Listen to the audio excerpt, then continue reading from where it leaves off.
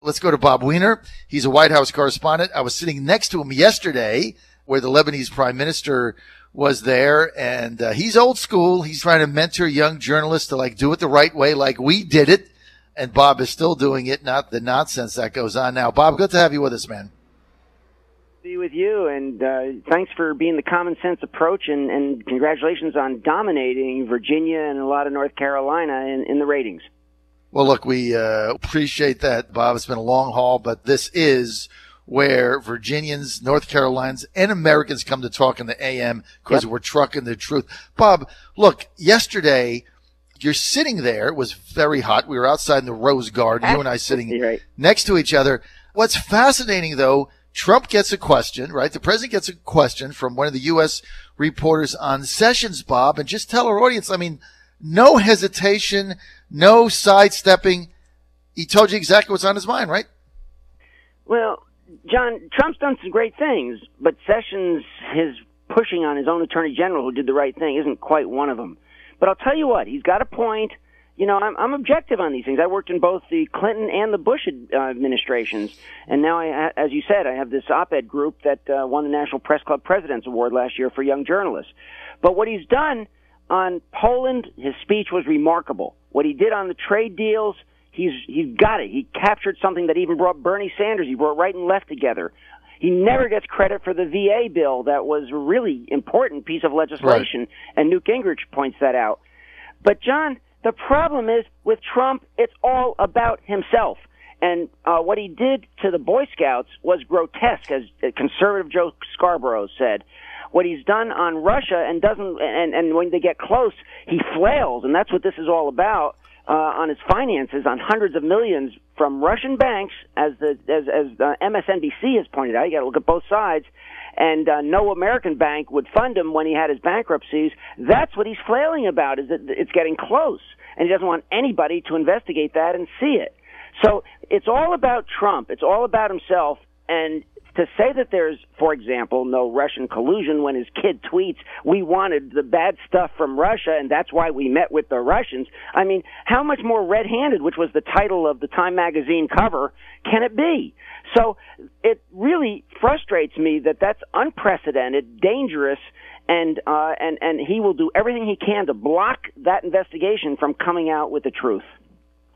Okay, so let's get to the speech you mentioned on Monday in front of the National Boy Scout group. We're with White House correspondent, a colleague of mine, Bob Weiner. By the way, Bob, you're doing a great job with this. Young people doing op-eds. Thanks. We need young journalists, and I know how tough it is, especially in today's digital environment. Everybody's lazy. Nobody wants to do anything. It's all opine. So good job.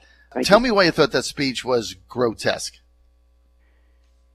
John, for him to talk to 10 and 11-year-olds and to make it about Hillary and fake news and Sessions instead of values of what can drive young people to succeed and to inspire them. It was an opportunity for him to do another Poland speech, to be amazingly inspiring to young people and to be presidential. And he blew it because he made it about himself like he did at the CIA wall, John, where he talked about the size of his crowds. This guy hasn't got a clue about that. And that's why he's at 38% at best in the average of the polls of his popularity, the lowest by 20 points of any president in history at this point in a presidency. So don't forget that without the Comey letter, and that's what the polling shows, he wasn't president. Without that Comey flip of the independents at the end of the election, he wasn't going to be president. And I know that Hillary blew a lot of things, but she still, for all of her things, and yes, America didn't want another insider. They didn't want somebody who, and I got all that. But for all of that, he isn't the president except for the Comey letter at the end. So he doesn't have the popularity that he thinks, and this thing could flip in objectivity in the off-year elections. And then where is he in these investigations that are coming at him because he's all about himself?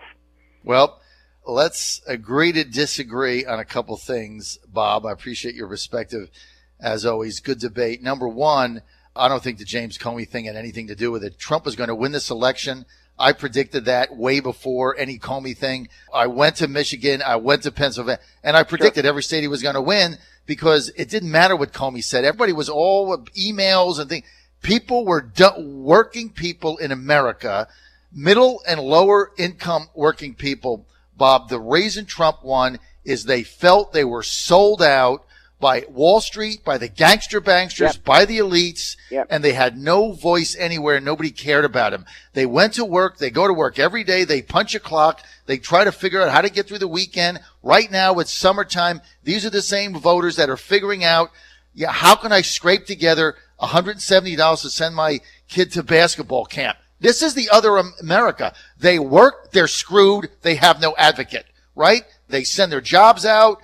They get hammered at every turn, and that is elitist Washington and America that left them by the wayside. These aren't the people on welfare. These are people working, Bob. And that's why Trump won. That's why Trump won. It had nothing to do with James Comey or emails.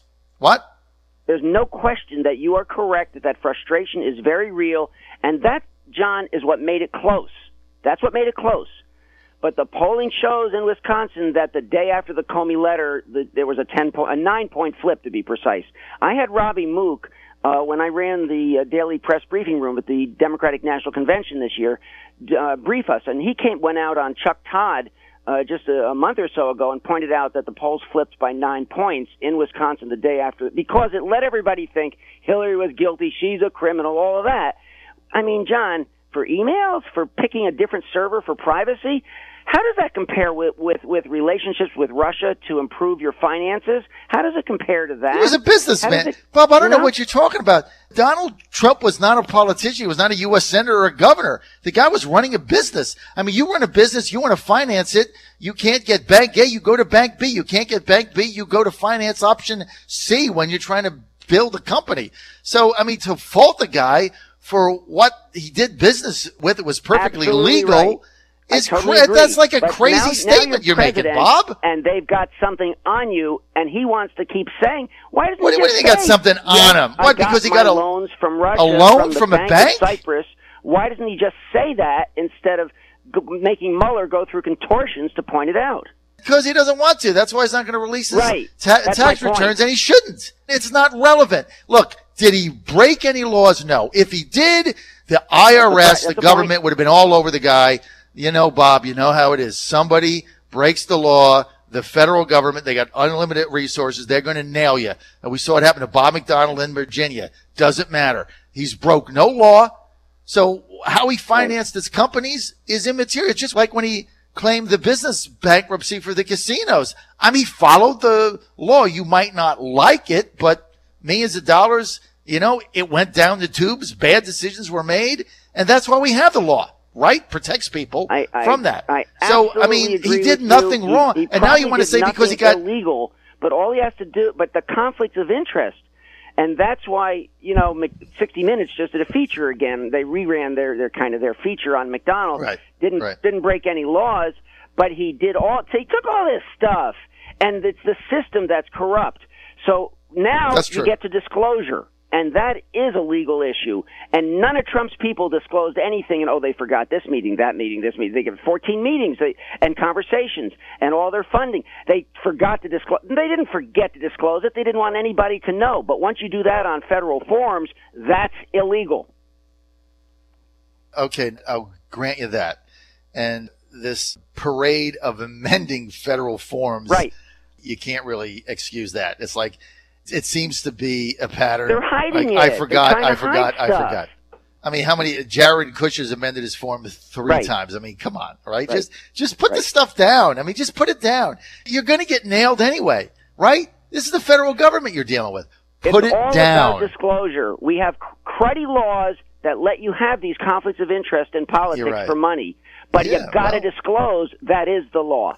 Because that's what's going to nail you is a non-disclosure. Look, I mean, you and I went through this just, applying for White House permanent credentials. That's right. You got to disclose all that. And I mean, I put like everything down I had ever done that I could ever think of because you know what? There's nothing there, but this deal, this thing, whatever it is, I put it down because the only thing that can nail you is, oh, gee, we did this deep search and we found this and you didn't put it down, rejected. Right? Same thing. And they've got this do you have any credit cards over $10,000? So you make a point of paying down to $9,000 so you can say no on the things. That's exactly right. Did you know what I did? Did you see my form, Bob? Because that's exactly. Of course, I haven't seen your form. Exactly what I did. Is you pay it down, you get it under $10,000, and then you say no. Yeah.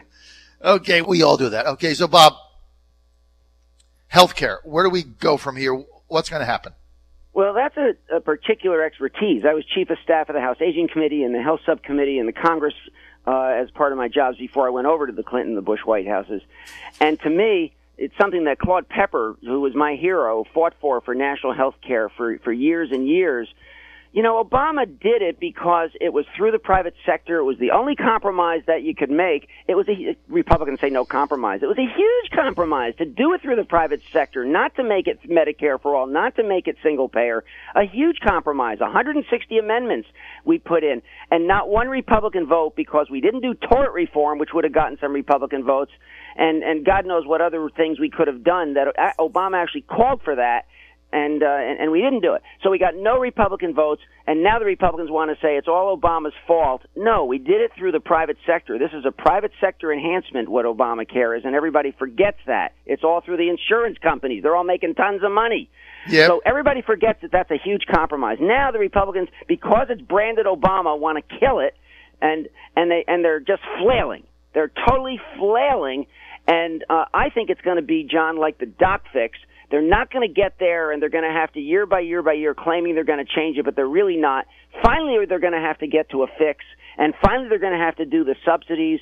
It doesn't bother me that to get everybody in America healthy. Did you see this horrible story? The most bizarre story in the world is the Washington Post today. Sperm count drops for Americans, among others, and the reason is pesticides and chemicals and X-rays and stress and all of that. And we have half the sperm count we used to have. Did you see that story? It's bizarre. Yes. It's a scientific study of 40,000 people. So we're killing our own health care if we, we're losing our lifespan if we don't do stuff about all of these things, John. Well, sperm count is down. Bob, that isn't a good thing, right? That's a good thing because I'm 59. There you go. I'm 59, so it has no impact on me or my life. I got to our radio listeners. I got three children, and I'm 59, so I'm done. So I have no dog in the sperm count hunt, Bob, right now.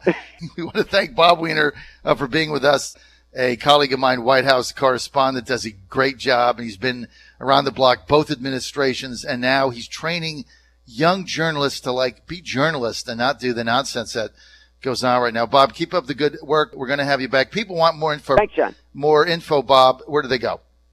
WeinerPublic.com, WeinerPublic.com, and that has all of our 800 op-eds on it and all of our radio, TV, and John, your website's amazing too, so I hope people go to your website.